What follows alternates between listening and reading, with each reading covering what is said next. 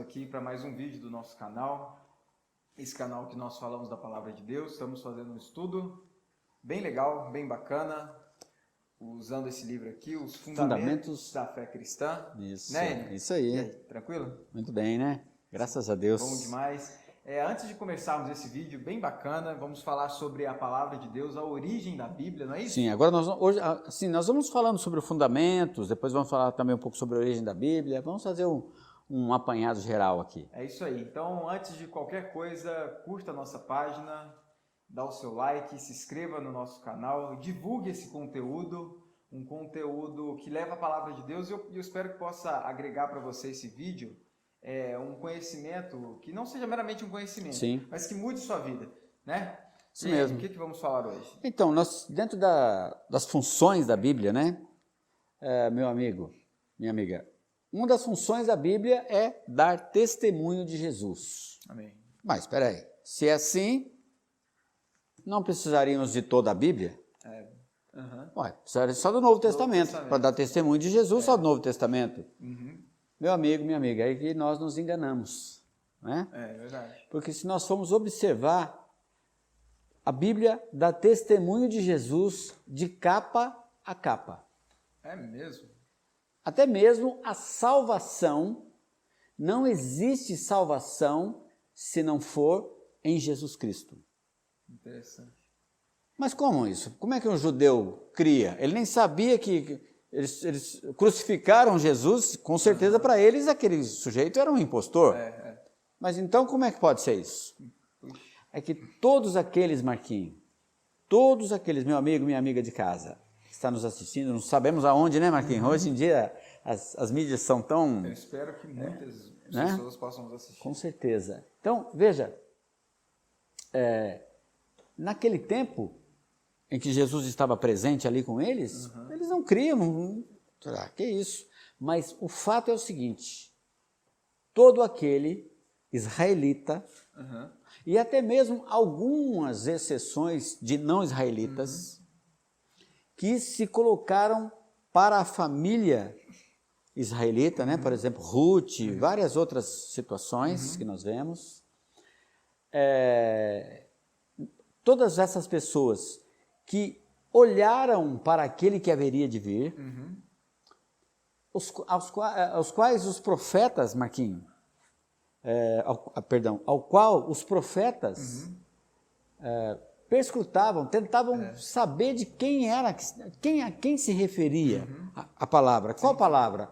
O Antigo Testamento, o Pentateuco, todas essas palavras. Não é? E uma coisa bem interessante, Deus é. Deus é. Certo, Marquinhos? Interessante. Deus é. Deus é eterno, autoexistente. E aí eu vou dar a dica para você. Iavé. Fala um pouquinho para nós, Marquinhos. É interessante, né, que esse episódio do nome de Deus, Sim. ele ocorreu quando Moisés tirou o povo hebreu, que era escravo no Egito, Isso então Moisés mesmo. os tira. Ia tirá-los do Ia Egito. tirá-los, né? Então, quando ele vai receber essa missão, ele fala para Deus assim, e quando chegar aos filhos de Israel e eles perguntarem quem é o Deus que me mandou aqui, o que eu vou dizer? Pois é. Então Deus fala para Moisés, você vai falar para eles que eu sou. Eu sou o que sou. Mas Só que aí isso deve no ficar, português deve ficar mais confuso ainda, né? Muito confuso. Agora, trazendo isso para a nossa língua portuguesa. Eu sou, não está faltando aí o predicativo. Isso, é um verbo de ligação, eu sou. O sou é um verbo de ligação, falta o predicativo do sujeito. Cadê o predicativo do sujeito? O predicativo do sujeito é o próprio sujeito ali, não tem... Não né? tem, né? No entanto, o próprio Deus e também Jesus, quando andou, ele disse que ele era muita coisa. Eu sou a luz da vida, eu sou a luz do mundo. Né? Deus também, né? Eu sou o Deus Todo-Poderoso. Sim. Olha para você ver. É o Shaddai, né? Porque ele precisa, na verdade, se explicar de alguma maneira, porque nós não entendemos com essa mente falida nossa, pequena, não entendemos toda essa magnitude, né? Mas, simplesmente, se nós entendêssemos, assim, o ponto que nós estamos tentando falar, assim, desse testemunho de Jesus Deus é. De que Deus é? não é? E o que Deus é? Aí que é, né? Olha que pergunta Sim, interessante, né? O que Deus é? Deus falou isso, sim. eu sou o que sou. Ele deu o nome. E na nossa língua está traduzida eu sou, mas no hebraico, tanto que os judeus eles não se arvoram a falar o nome de Deus por temer pronunciar errado, né? Para Não desonrar o nome de Deus. Desonrar ou tomar o nome de Deus em vão. Está escrito lá 4 consoantes. Imagina, lê isso que jeito, Não Marquinhos? tem como que vai ler? Y, H, W, H. Como que você lê 4 consoantes? Pois é. Não tem como ler essas consoantes. Em hebraico é Yud, Rei, Vav, Rei. Então, a gente fala como Javé, ou Jeová, ou Yavé. Mas eu acho que o mais importante é a essência do que Deus é para nós. E como você está falando, acho que o ponto central que nós queremos ver nesse vídeo é esse testemunho que a Bíblia dá. Sim. De que esse testemunho é Jesus, né? Sim. E Jesus, ele vem trazer o quê? Ele vem trazer o que Deus é. O que Deus é. O que Deus é, a gente só consegue tocar e perscrutar. Perscrutar. Isso. É palavra difícil de falar. Minha língua enrola. Através de Jesus. Isso mesmo. E esse testemunho não está só no Novo Testamento, a partir do seu nascimento. Sim. Mas do início ao fim. É interessante, Jenny, que em Gênesis, nos primeiros capítulos, no capítulo 3, a primeira providência que o homem necessita já é uma sombra, uma figura de Jesus. Exatamente. É um animal morrendo no lugar de Adão e Eva para se tornar a sua justiça, né? Eles tentaram se justificar e aquele animal morreu. Sim. Então ali já é uma figura de Jesus e aí ao longo da Bíblia. Sabe por que, Marquinhos, que isso tem a ver? Pelo seguinte, veja, o próprio Senhor falou para Moisés, eu sou. Ah, mas o que você é? Não, eu sou o que sou, ok? Agora, dentro de Yahvé, ou Jeová, um dos atributos de Deus é ser Salvador. Sim, sim. Agora, veja, Deus sendo todo onipotente, onipresente, onisciente, supridor de todas as coisas, era Deus cá e nós lá. Tá certo? Qual é o elo de ligação entre esse Deus e nós? Jesus. Que é Jeová Salvador. Ó, de novo, estamos em Yahvé de novo. Tanto que ele próprio disse, em algumas situações. Teve uma situação em João, que os discípulos estavam ali e os escribas todos já querendo pegar em pedra e tudo mais, e ele disse assim, olha, se vocês não crerem que eu sou, morrereis nos vossos delitos e pecados. Né? Se vós não credes que eu sou, morrereis nos vossos delitos e pecados. Quer dizer, o que ele quis dizer com isso? Que ele, aquela pessoa que estava ali, testemunhando o próprio Deus e testemunhando a ele mesmo, porque ele era Deus encarnado. Jesus era Deus encarnado. E aí, Marquinhos, o que mais? Você estava falando aqui, eu estava lembrando de alguns versículos. Sim. Por exemplo, olha que interessante. No início da Bíblia, na criação, em Gênesis, deixa eu abrir aqui rapidinho, Gênesis 1, versículo muito conhecido, 1:3, então disse Deus, haja luz, e houve luz. Amém. Jesus, quando ele fala da luz, ele fala que ele é a luz. Sim.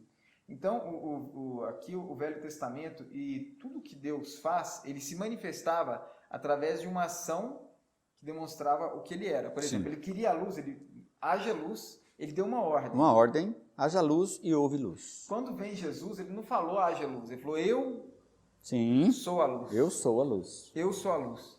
Então, esse quando Deus fala eu sou, para mim isso engloba tudo que nós necessitamos. O que nós precisamos? Nós precisamos de salvação? Sim, ele é. Ele não só concede a salvação, ele é a salvação. Ele é a salvação. Você que está nos assistindo, você precisa de uma cura? Ele é a cura. Ele é a cura que você precisa. Sim. Você precisa de uma provisão? Ele é a provisão. Ele é El Shaddai. É o Shaddai. Você precisa de alegria? Ele é também. Ele é alegria, né? Então, por isso que as pessoas que andavam com Jesus, principalmente os religiosos, eles não conseguiam entender. Difícil, né? Difícil entender. Jesus fala, eu sou a luz do mundo, eu sou aquilo que vocês precisam. E você sabe, Marquinhos, e é tão difícil, era tão difícil naquela época, e hoje ainda continua sendo difícil, é tanto que ainda existem muitos insensatos, né? Existem os cristãos, existem os ateus, graças a Deus. Ateu, graças a Deus. E existem os insensatos, aqueles que dizem não a Deus. Tá certo? Não a Deus. Por quê? Porque não conseguem, como, né, nessa palavra é difícil, né, perscrutar tudo o que Deus é e tudo o que Ele tem para nós. E por outro lado, toda a simplicidade daquele homem, reconhecido em figura humana, feio como uma raiz retorcida. Então, tudo isso choca, são choques de realidade que os próprios discípulos tiveram, e muito mais ainda, os judeus e principalmente os sacerdotes tiveram um choque de realidade. Claro, não é? É verdade. Imagina, alguém que não se intitulava, mas era aclamado rei de Israel, parecia um mendigo. Não faz sentido. Não faz né? sentido. Não faz o menor sentido. Então, muitas vezes hoje, as pessoas têm essa dificuldade de fazer essa associação, né? É verdade. De fazer essa ligação. Mas um dos atributos, meu amigo, minha amiga, creia no seu coração, um dos atributos, talvez um dos principais atributos de Deus, colocado, vamos por assim dizer, deixado dentro da virtude humana que estava em Jesus, é a salvação. Salvação. E essa salvação está em Jesus. Isso mesmo. Certo?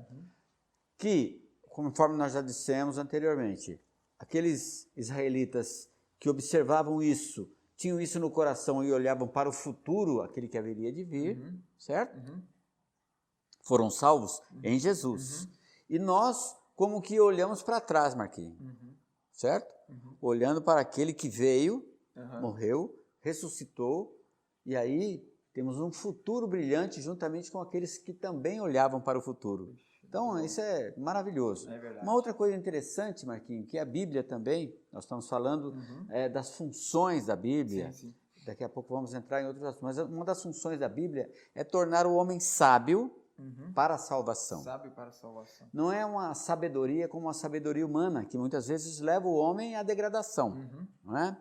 Nós vemos lá, Paulo fala isso em Romanos muito claramente, né? Levando a sabedoria humana, a sabedoria dos gregos, a sabedoria, né, dos epicureus, né, dos estoicos, levando o homem para a degradação.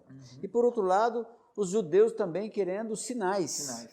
Não é? É isso mesmo. Então, nós vemos que a sabedoria de Deus para a salvação é dada como graça também para olharmos para aquele que há de vir, que é Jesus. Certo? Então, Marquinhos, a Bíblia ela é muito completa. Um outro aspecto dessa completude que está na Bíblia é a questão de nos alimentarmos espiritualmente. Quando Deus chegou até Abraão, ele se colocou como El Shaddai, certo? Certo. El Shaddai é o quê? É o supridor de todas as coisas, mas principalmente, olha que coisa interessante, principalmente El Shaddai, não se escandalize, meu amigo, minha amiga que está aí no canal, nos assistindo, El Shaddai tem a ver com úbere, com teta de vaca, suprimento de leite. Então, esse alimento espiritual, o qual Pedro também fala sobre ele, né? É verdade. Desejar ardentemente. Genuíno leite da palavra. Né, que é para nos tornar, voltando acima, nos tornar sábio para a salvação. Porque, né, nós começamos do início, tomando um leitinho, depois vamos comendo uma comida mais sólida, né? Então, Marquinhos, mas por outro lado também, Deus quer nos alimentar espiritualmente. Por quê? De novo, voltando ao mesmo assunto, um dos atributos de Deus é que Ele é Espírito. Ele é Espírito. E aí, eu queria que você colocasse um pouquinho, você já falou para nós esses dias, com relação àquela mulher samaritana que buscava algo que ela precisava de algo para satisfazê-la no seu espírito. Sim. Né? A questão é que nós temos fome e sede. Sem dúvida. Não é isso no nosso espírito? Isso. Então Jesus, ele encontra uma mulher samaritana, né? Uhum. Ele vai numa cidade dessa província de Samaria. E ele tem um episódio muito interessante e muito simbólico. Que mostra a nossa real necessidade espiritual. Sim. Que é nos alimentarmos, nos nutrirmos e nos bebermos, né? Isso. Do próprio Senhor. Então ele encontra uma mulher samaritana. Uhum. E no contexto, por que fica tão evidenciado a questão de essa mulher ser samaritana? No próprio texto, não vou ler aqui por causa do tempo, mas vamos tentar ilustrar aqui. Sim. No próprio texto diz que os samaritanos, eles não se davam com os judeus. Eles eram uma casta inferior. Uhum. Eles tinham como pai Abraão, Sim. né? Mas eles foram povos que se misturaram. Então eles não tinham, como eu posso dizer, aquele pedigree que o judeu tinha. Mas o caráter de Deus é a salvação. Sim. Só para o judeu? Não. Para todos os homens. Tanto que era necessário a Jesus passar por Samaria, mas era necessário por quê? Então, era necessário porque ele precisava encontrar essa mulher para salvá-la, salvar a cidade. Sim. E através dessa história nos alcançar também. Amém. Muito bom. Então, ele chegou ali, era meio-dia, sol a pino, o horário mais quente. E nesse horário, por causa do calor, ninguém saía para fazer nada, né? As pessoas ficavam em casa. E justamente nesse horário que a mulher buscava água. Uhum. Por quê? Para não encontrar com as outras pessoas. E qual que era a situação dessa mulher? Além dela ser mulher, que naquela época já era um fator negativo, né? Que era contra a pessoa. Ela era samaritana, ou seja, de uma casta desprezada. E nos textos fala que ela já teve vários maridos, ou seja, vários relacionamentos. E o Jesus fala com ela que aquele relacionamento que ela estava também não era marido dela. Então ela está lá tirando água do poço, né? E Jesus chega, senta e Jesus pede água para ela. Uhum. Ou seja, mulher, eu estou com sede, me dá água. Então ela já faz uma autocensura. Como sendo tu, judeu, pede a mim, que sou mulher samaritana? Não é assim? Isso. E ali o Senhor começa um diálogo com ela, e nesse diálogo ela percebe uma coisa: você é profeta. Uhum. Você é profeta. Aí Jesus fala para ela uma coisa, ela pergunta para Jesus: já que você é profeta, me diz uma coisa. Profeta. Me responde, eu quero saber. Responde-me uma coisa. Vocês judeus dizem que a adoração é no templo. No templo. Nós nos contentamos com um monte. A nossa experiência foi até aqui. Nós não temos credenciais para ir até o templo. Aonde que é a adoração? A verdadeira adoração. A verdadeira adoração. Então Jesus disse para ela: olha, mulher, vem a hora e já chegou que nem no templo, tampouco no monte, fará adoração, mas em espírito e em verdade, porque são esses que o Pai procura, né, como seus verdadeiros adoradores. Então, Jesus fala para ela: não é lá no templo, não é aqui, mas é em espírito. Amém. Que espírito? Qual o espírito? Espírito de quem? Espírito de Jesus ou o espírito do próprio adorador? Uhum.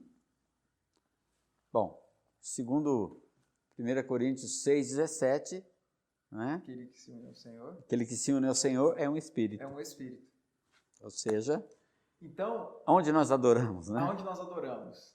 Segundo o conceito da época, se adora onde Deus está. E agora Jesus, ele revoluciona. Falou: agora a hora que chegou é de Deus estar dentro de você, como o seu alimento, como sua nutrição, como a sua necessidade. Seu sustento. Seu sustento. E foi isso que Jesus quis dizer para aquela mulher samaritana. Então, Enio, Jesus ele fala outro ponto muito interessante com a mulher. No diálogo ele fala assim: mulher, se você conhecesse o dom de Deus, e quem é que está lhe pedindo água para beber? Porque Jesus começa todo o diálogo pedindo água. Sim. Você me pediria água e eu lhe daria água viva. Então ela fala assim: Mas, Senhor, o poço é fundo, você não tem balde. Como que é isso? Jesus fala, olha, tem mais. A água que eu vou te dar, ela é diferente dessa água que você está bebendo. Porque a água que você bebe, você torna a ter sede. Sim. Mas a água, se você beber dessa água, você nunca mais terá sede. A água que eu lhe der, né?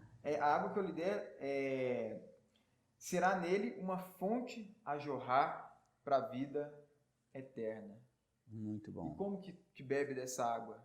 Jesus, também nos é dito na Bíblia, quem crê em mim, como diz as Escrituras, do seu interior fluirão rios de água viva. Interessante que a mulher, ela foi buscar água, porque ela estava com sede. Sim. Olha como que ela foi espiritualmente saciada. O que ela fez com o cântaro dela? Deixou lá. Deixou. Cadê a sede dela? Pois é. Não tinha mais sede. Deixou o seu cântaro, né? Ela foi plenamente saciada. Os discípulos chegam com a comida. Jesus fala, olha, a minha comida consiste em fazer a vontade daquele que, né, daquele que me enviou realizar a sua obra. Então, veja que o nosso espírito, ele tem uma necessidade, Sim. que é comer e beber do Senhor, né? Com o Espírito. Com o Espírito. É isso aí, meu amigo, minha amiga. Nós vamos ficar por aqui. Não perca o nosso próximo momento. Até mais.